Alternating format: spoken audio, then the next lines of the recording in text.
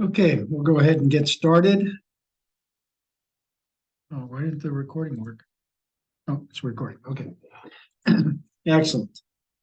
All right. This will be, we'll record it for later. So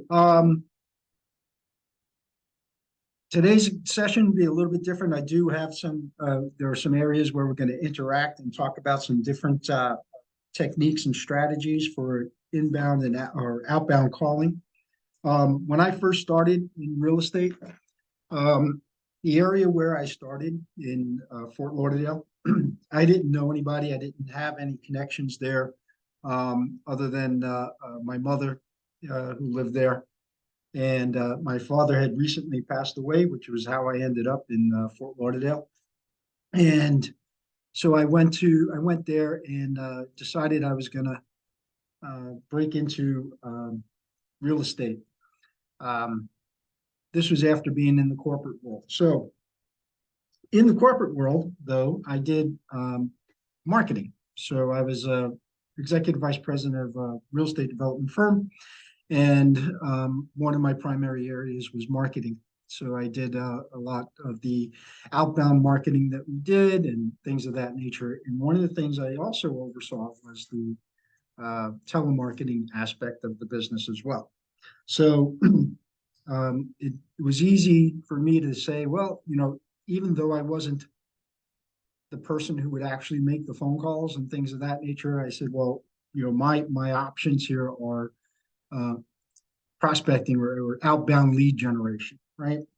And like a lot of agents and a lot of you, you know, I struggled with it. Okay, I had a tough time with it, and getting myself started on it. And I struggled with it.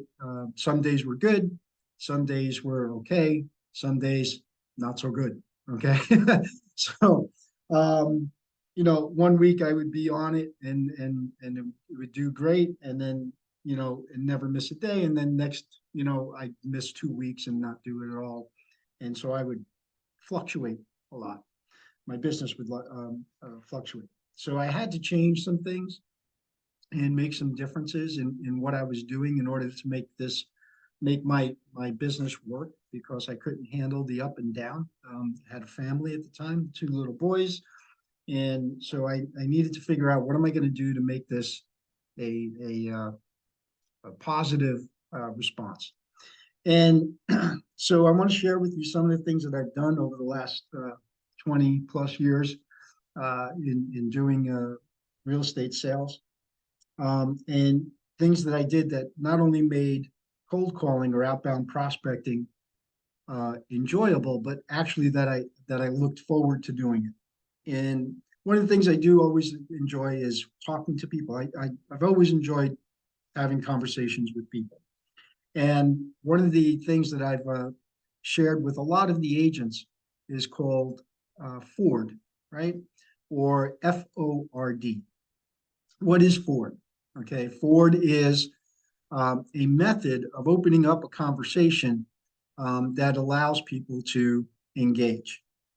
And what do people, you know, what do people like to talk about the most? Anybody? What do you think people like to talk about the most? Themselves. Yep. Anybody got any ideas? Or wait, oh, I'm sorry. My sound was off. Themselves. Yeah, that's exactly right. They like to talk about themselves. Thanks, Brooke, Michelle. They like to talk about themselves. Okay. And that's what Ford allows you to do, right?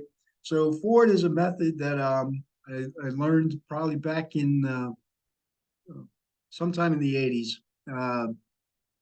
And it stands for family, occupation, recreation, and dreams. Okay. So family, occupation, recreation, and dreams. Okay. What does that mean? So, and I made some notes, and I'm going to share these notes with you guys afterwards. So family refers to the topics that are related to a person's family. You know, whether do they have children? You know, where are their parents? Where did they grow up? Where do they live now? family-related questions that can help you establish a personal connection and learn more about the person's background. Occupation. This refers to questions or topics related to their job or their career. What do they do? Where do they work? How long have they been there? Tell me more about what that is. I've never heard of that type of occupation before. Occupation-related questions can help you understand the person's professional goals and interests, as well as what their status is. Okay, where did they want to be in a lifestyle status? The next area, recreation, helps with that as well. So that recreation refers to questions or topics that are related to a person's hobbies, interests. What do they do in their free time? What sports are they interested in? Who's their favorite team? What books do they like to read? What do you do when you have your time to yourself? Where do you go on vacation? Right? Recreation related questions can help you find a common ground and establish a shared interest with somebody. And dreams. That basically refers to questions or topics related to the person's aspirations or goals.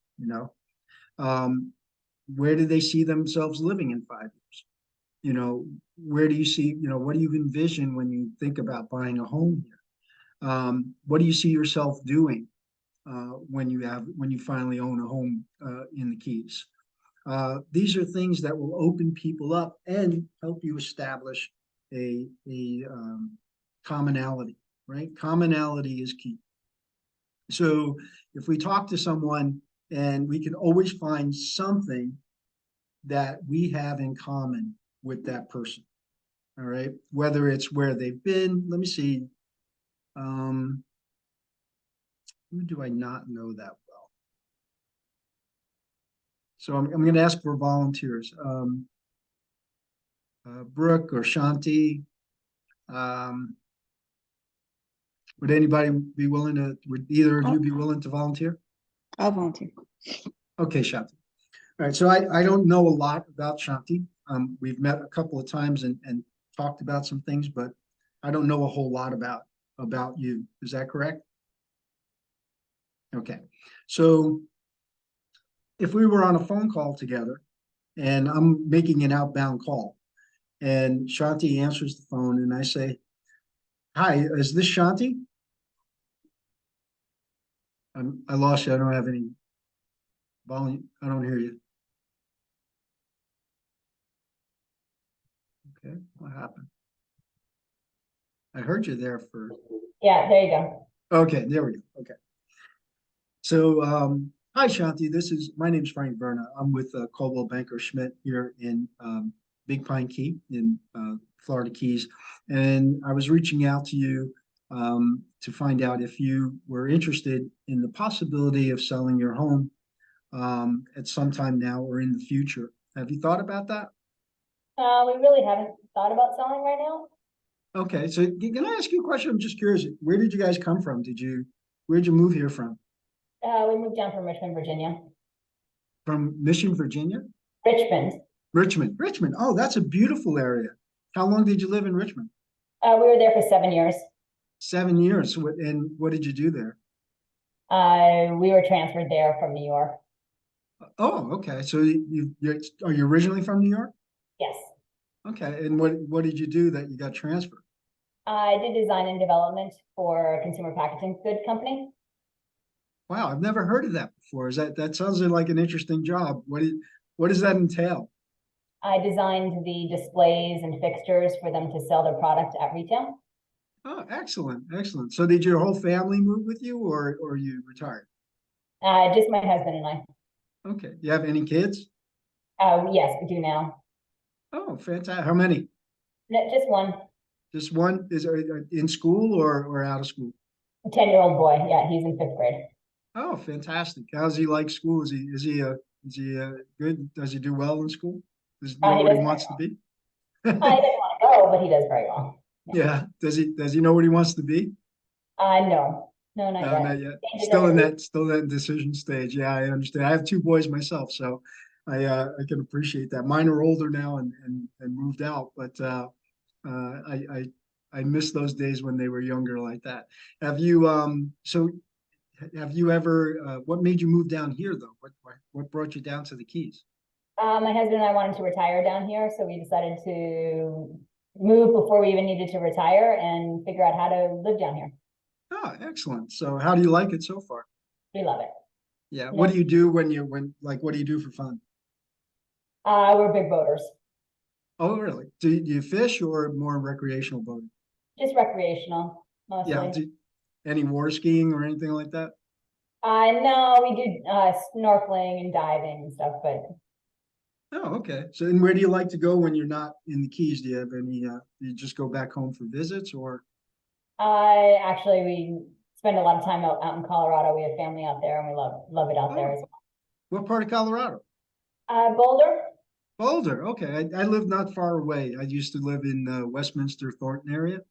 Okay. It's not far from Boulder, but I used to go up that way a lot. That's a beautiful, beautiful state to live in. Yes, it is. Yeah, I used to love the mornings there. When I would in the morning around 6, 7 a.m., right around May, June, when the snow is still on the Flatiron Mountains but the sun is out. Yeah, that's an amazing view that everybody should get to see, right? It's beautiful. Yes, it is. It is. Okay, so let's just stop there for a second. So I found out that Shanti has moved here ahead of retirement. She has a 10-year-old boy. They do recreational boating. I know where they lived before and the kind of things that they might attract them. We know where they go when they're gone. And what did that take? Maybe what was that, about a 3-minute conversation, 4-minute conversation? Yep. So that's basically what Ford is. It breaks down the walls of being able to talk to someone, so that this way they are not as defensive. Does that make sense? Does anybody have any questions about that? Okay. So as we go forward, let's talk about how many of you, just by a show of thumbs up, love cold calling, prospecting?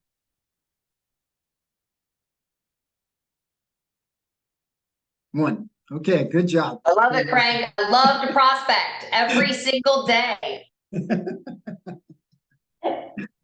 Excellent. So, it's a lot about mindset, right? And breaking through what are we going to do to break through? How many of you have read Atomic Habits by James Clear? Good job, Donna. Okay.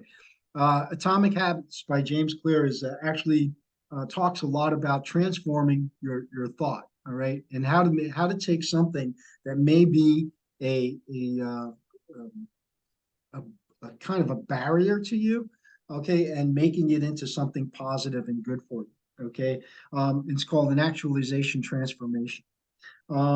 So, for example, when I got started, I started making calls and I wasn't consistent, and I can tell you that it is an absolute positive that consistency is key.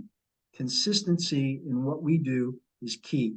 If you are going to be up and down in your prospecting and your lead generation, you're going to have an up and down income career. Okay, so how do we instill consistency in what we do? Okay, one is to find out, how do we make it easier for ourselves? How do we make it work so that we can get the best out of it? Now, for me in particular, it was the actual dialing of the phone, right? So it wasn't having the conversations weren't a problem. It was having to pick up the actual phone and sit there and dial the numbers, actually put the buttons. Okay, that's what I would do with the phone. I would just throw it down. So I found another way of doing it, and one of those ways was through using a dialer. So I'm gonna share my screen here real quick. All right, and can you guys see my screen? Yep. Oh, hit it. Hold on. Okay, so There are a lot of different dialers that you can use out there. I pulled up some. Why did I enjoy using a dialer? So these are just some of them. There's Espresso Agent, there's Wise Agent, there's Follow Up Boss, Chime. These are some of the more popular ones. Vulcan 7, which I know that Jeff has a lot of knowledge on and how to work. And then there's my personal favorite is Mojo or Mojo Cells. And what is it the difference that makes that dialer do? Well, you don't have to sit there and dial the phone, right? You can pick up the phone, dial into the system, have the dialer do the work for you so that you're spending the majority of your time on having conversations, right? So these are just some of the different ones. Again, I know that Jeff does a lot of work with the Vulcan 7. You might want to check that out. Okay, so I'll leave that up there just for a second. But so that helped me in mentally get past the big part of having to dial the phone. But what's the number one reason that most people hesitate on making outbound calls? Don't know what to say. Ego. What do you mean by ego? Yeah. Now, Say. I'm sorry, I didn't hear you. Knowing what to say. Knowing what to say. Okay, so scripting, right? So knowing what to say is the easy part, right? We have plenty of resources for you to learn scripting, right? Every other week, we know that Jeff does the Tuesday trainings with the scripting and does the role play rumble. So how many of you are participating in role play rumble and the Tuesday sessions with the script training? Because if you're not, that's a problem, right? You need to be active in your scripting. So because the more you're confident, the more opportunities you will create. Another reason that people tend to fail with outbound calling is the scheduling, right? I go back to consistency. Let me stop this real quick. So going back to consistency, you must schedule time, okay? And you must schedule definitive time, right?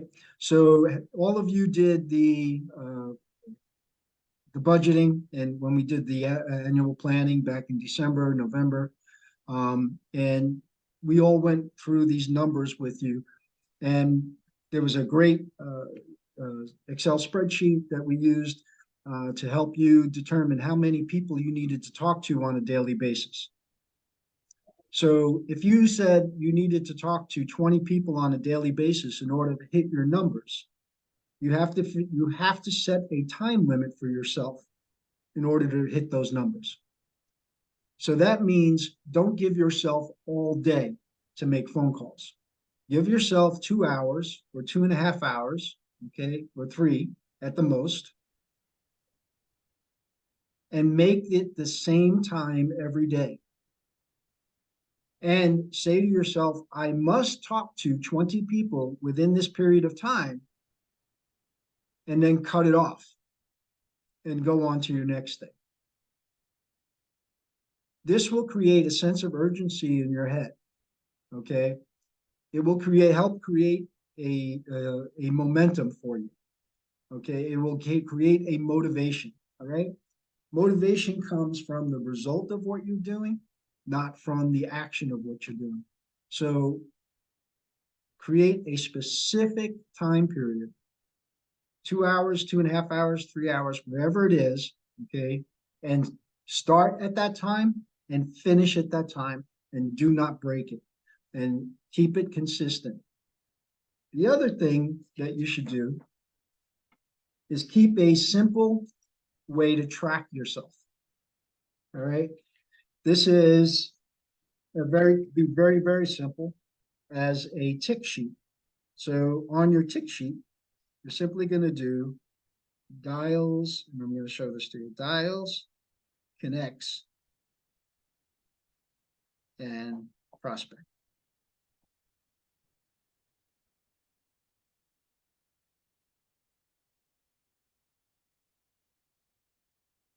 Okay, so dials, connects, and prospect. Each time you make a dial, you're going to mark it off on the sheet. 1, 2, 3.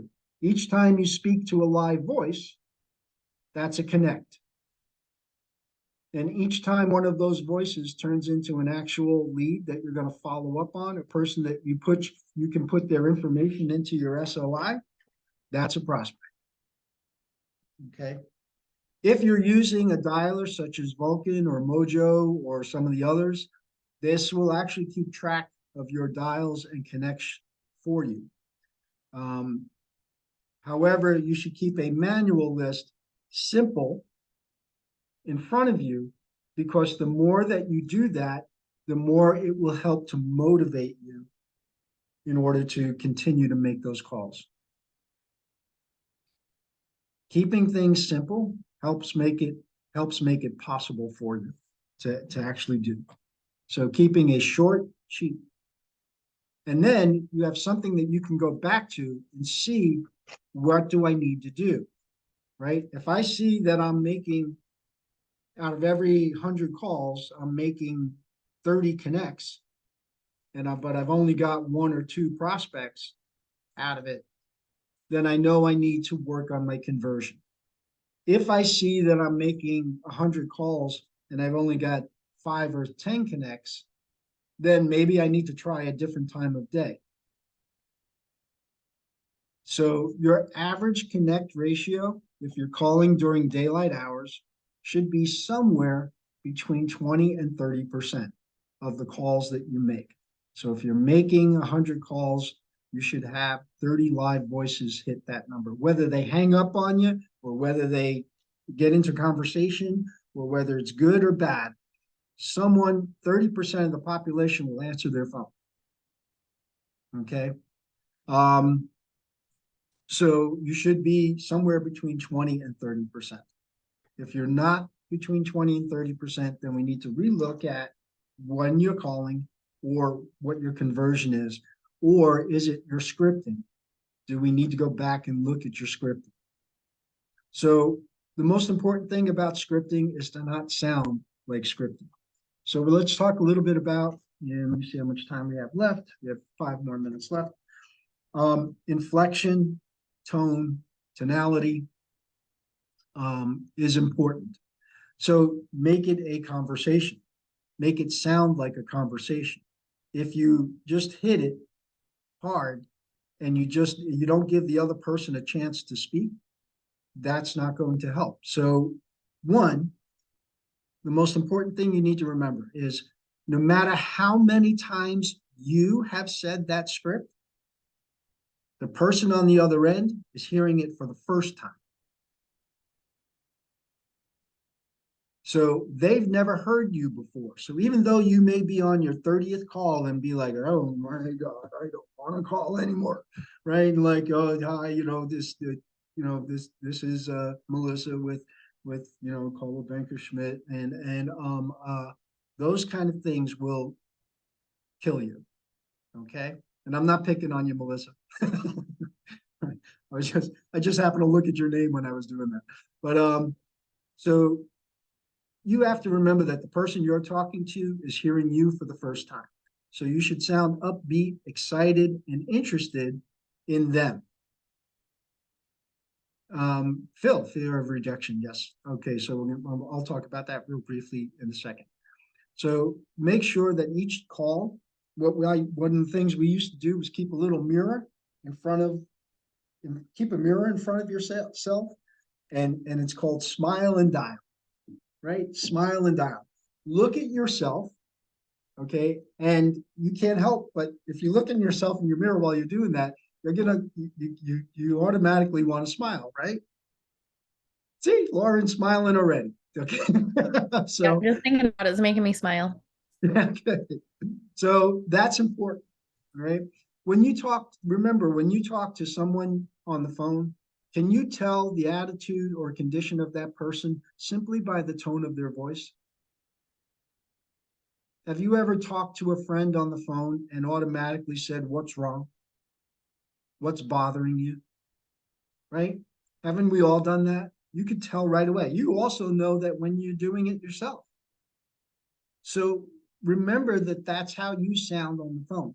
And it's great that we do the role play rumble and things like that, but you should also have a partner that you practice with on the phone. Because in normal circumstances, we don't see each other on the phone, right? When you're making calls, you're not going to see the other person's face. You can't react to their facial expression. When we're on the video, when we're on Zoom, we are naturally and uncontrollably reacting to the facial reaction of the people that we're talking to. So have a partner that you can talk to on the phone and practice your scripts that way too. Here's a third tip on tonality and inflection. Record yourself. Put yourself on what we used to call tape recorder, but now you could do it on a phone, okay? Record yourself going through your script and then listen back to it. And say to yourself, would I buy from that person? Okay, would you buy from you based on what you sounded like? Because when we talk, we don't sound the way that we do to others. We don't sound to ourselves because of the cavities in your cranium, okay, in your cranium. We don't sound the same way to ourselves as we do to others. So we have to listen to ourselves on tape or recorded, okay, so that you can hear your tonality and your inflection. Make your voice go up, make your voice go down. Fluctuate. Avoid being monotone because that puts people to sleep. So get actively involved in your calls. Okay, we're coming down to the end. So fear of rejection. How do we overcome fear of rejection? Phil mentioned. The number one way to overcome fear of rejection is to do it. Right? That is it. It's to do it.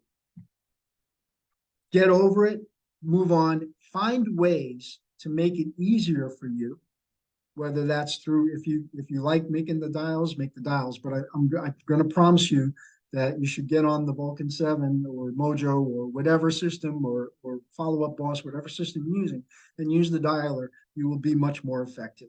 You will also be more consistent and you will be able to track yourself. You'll be able to track yourself. So I highly suggest that you use a dialer when making phone calls, okay? Also, you have lead systems that are built into it. For example, let me just share this real quick. And I'm only going here because this is what I'm used to. So you have the different, you can do neighborhood search, rent by owner, for rent by owner, expired data, FSBO, skip tracer, pre-foreclosure, all the different areas that you would want to do. Okay, so all that data is already in there for you. Same thing with the Vulcan and all the others. You can get that data put in there. So make it as easy as possible for you. Make sure that you are tracking yourself. Make sure that you have the right mindset. Be aware, self-aware of your tonality and your inflection in your voice. And then practicing your scripts in several different situations. Do the Tuesday sessions, do the role play rumble, practice with a partner, do it over the phone, and record yourself. Trust me, the more you do that, the more successful you will be in making your calls. Does anybody have any questions or any suggestions, any ideas of things that maybe that I didn't bring up that maybe you'd like to bring up?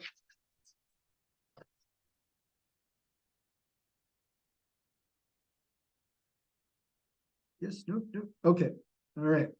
I really appreciate you guys being here today. I hope you got something out of it. If you did, let me know. If you didn't, let me know. Okay, if you'd like to see other things, if you want to learn other things, if you want to spend more time on a specific topic, please let us know. Let myself and Jeff know so that we can focus on the things that are important to you. Because that's the bottom line. Is we want to focus on what you want to hear. What do you want to learn? What skill do you want to improve? So please let us know. Send us emails, text us, call us, whatever you want to do. And we are here to help you. Okay? Nice job, Frank. All right. Thank you, Jeff. Frank. Yes. Thanks. Have a great day, everybody.